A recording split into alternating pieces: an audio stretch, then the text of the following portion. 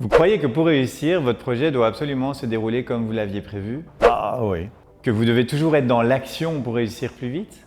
ah, ça c'est sûr. Ou que sortir le nez du guidon, c'est perdre du temps? Dis, c'est pas sortir la tête du guidon? Bah non, c'est le nez. Eh bien, vous vous trompez. C'est faux et archi faux. Dans ce Rire et Astuces, Pierre explique à Estelle comment prendre du recul sur son projet pour le faire avancer beaucoup plus rapidement. Sur cette chaîne, nous délivrons toutes nos astuces pour que vous créiez un business en toute simplicité. Et en s'amusant.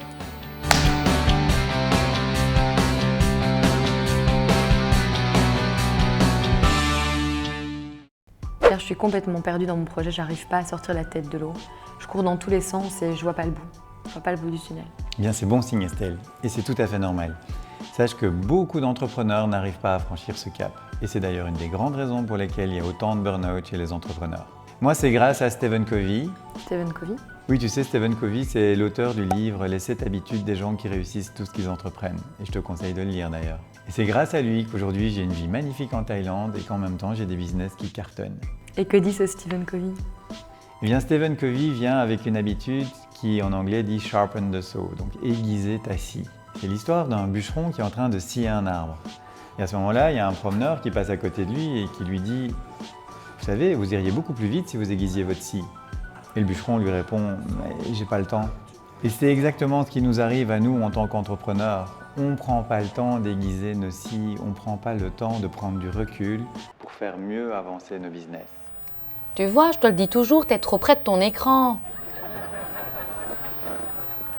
Moi, j'avais pas pensé à faire ça pour ma chaîne de tuto beauté. Prends par exemple Tom Bilyeu, il n'est pas très connu en Belgique. C'est un Américain qui est à la tête d'une société qui s'appelle Quest Nutrition. Quest Nutrition est une société qui crée des barres protéinées pour sportifs. Sa société bloquait à quelques centaines de milliers de dollars de chiffre d'affaires. Il a analysé ces chiffres et il s'est rendu compte qu'il avait deux styles de barres protéinées qui se vendaient vraiment mieux que les autres. Alors il s'est dit, mais si j'associe ces deux barres ensemble, je fais quelque chose qui n'existe nulle part sur le marché. Mais pour ça, il me manque un outil. Il a pris un peu de temps, il a créé l'outil, et puis sa société a complètement explosé quand il a commencé à produire ces deux barres en une. Tellement fort qu'il a fait une des 5 plus grosses croissances aux États-Unis. Sa boîte est passée de 800 000 $ à 400 millions de dollars de chiffre d'affaires en moins de 3 ans, soit une croissance de 50 000 % en 3 ans. Ça, je peux t'assurer, c'est un carton plein. Comment je dois faire pour sortir la tête de l'eau et prendre du recul sur mon business? Pauvre choute, elle va se noyer parce qu'elle prend pas de recul.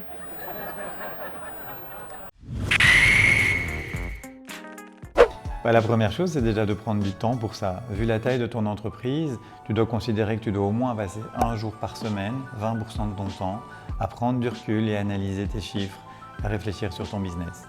Le temps que tu consacres à réfléchir sur ton business, utilise-le de manière efficace. Par exemple, discute de tes projets avec des gens qui sont déjà passés par là, des experts.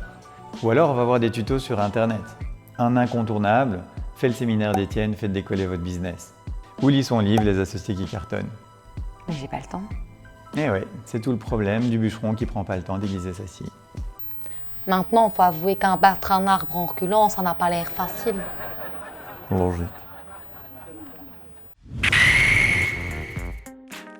Ok, j'ai compris. C'est parce que je suis complètement bourbée dans l'action que je m'en sors pas. Et c'est grâce à des discussions comme celles que j'ai avec toi là maintenant que je vais pouvoir améliorer mon entreprise. Tout à fait. Et sache qu'une entreprise est toujours à l'image de son patron. Les freins de ton entreprise sont tes freins à toi. Ton développement personnel et ton développement business sont intimement liés. Réussir un projet aujourd'hui demande de te remettre en question et d'évoluer. Yes? Easy. Bien sûr. Pourquoi entreprendre un business serait compliqué?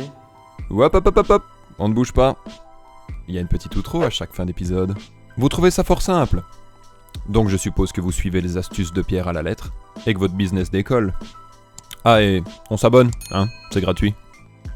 Pierre, j'ai envie de lancer un deuxième maillot. Comment je fais? La semaine prochaine dans Rire et Astuces. Pierre, maintenant que mon premier maillot cartonne, j'aimerais vraiment lancer le deuxième. Comment je fais? Bien Estelle, ça c'est un moment passionnant dans l'entreprise. Ton entreprise grandit et maintenant il faut lancer de nouveaux produits. Mais qu'est-ce que tu fais? T'occupes, hein, je crée un business qui cartonne. Bon.